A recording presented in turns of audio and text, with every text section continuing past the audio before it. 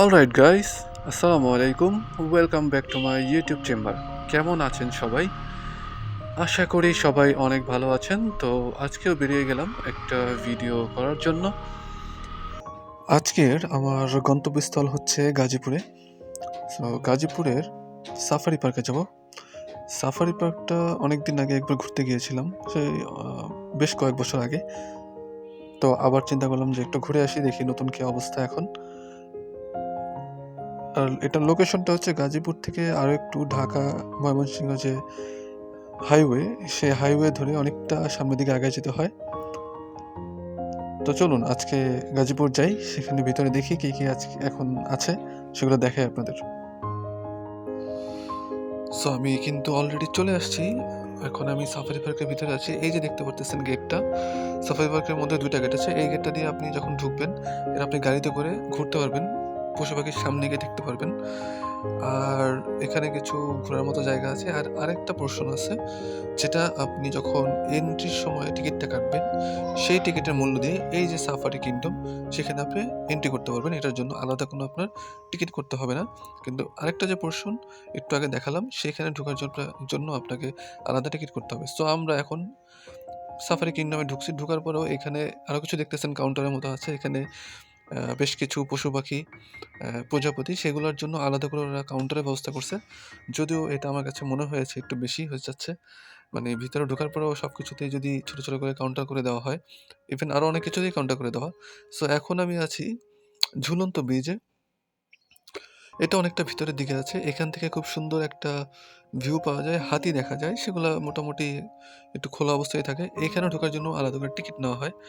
আর এই যে দেখতে পারতেছেন এখানে কিছু হাতি, এরা মোটামুটি আম খোলা অবস্থায় থাকে এখানে।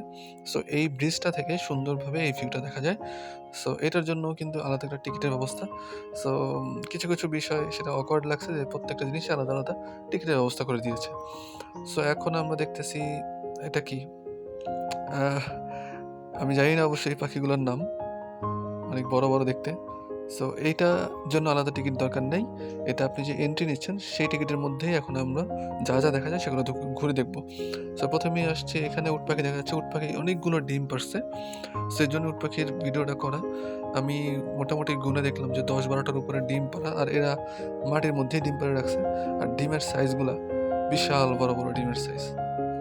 তো সাফারি পার্কের এই পোরশনটাও কিন্তু অনেকটা বড়। যদিও কিছু, কিছু ক্ষেত্রে ঢোকার জন্য আলাদা টিকিট নেওয়া লাগতেছে।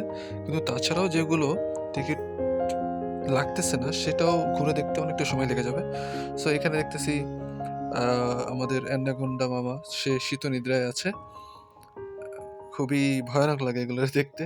সো এখন দেখতেছি আমরা হচ্ছে ঘড়িয়াল, যেটা বাংলাদেশের প্রায় অনেক ইউনিক একটা জিনিস। আর বিলুপ্ত প্রায় অনেকটা। আর বিশাল বড়, বড় ঘড়িয়াল আছে এখানে। যেটা আমি চিড়িয়াখানাতেও দেখি নাই ঘড়িয়ালগুলো। আর এখানে কিছু একটা, এটার নাম জানি না, অনেকটা দেখতে খরগোশের মতো লাগতেছে। কিন্তু সাইজটা অনেক বড়। খুব সুন্দর করে গাজর খাইতেছে। এখন আমি আছি বানরের খাঁচার সামনে, রেস্ট নিতেছে। আর এটাও খুব সুন্দর একটা প্রাণী। দেখতে খুবই সুন্দর লাগতেছে। আর এটা কি? সবাই চিনতে পারছেন, এটা কিন্তু উল্লুক নাকি শিম্পাঞ্জি? শিম্পাঞ্জি বলে এগুলোরে। শিম্পাঞ্জি। কিন্তু সেও মেবি মন খারাপ, অলস বসে আছে। আর এখানে খুব সুন্দর ময়না পাখি, একটা খাঁচা। আর ময়না পাখিটা একেবারে আমার ক্যামেরার সামনে এসে বসে আমার ক্যামেরা দেখতেছে ও হা করে। সো এই ছিল আজকের ভিডিও। আশা করি আপনাদের ভালো লেগেছে। সো নেক্সট ভিডিওতে আপনাদের আমন্ত্রণ রইল। আশা করি সবাই পাশে থাকবেন, ভালো থাকবেন এবং রুয়েনি সিরিজ চ্যানেলটাকে সাবস্ক্রাইব করবেন। ধন্যবাদ সবাইকে।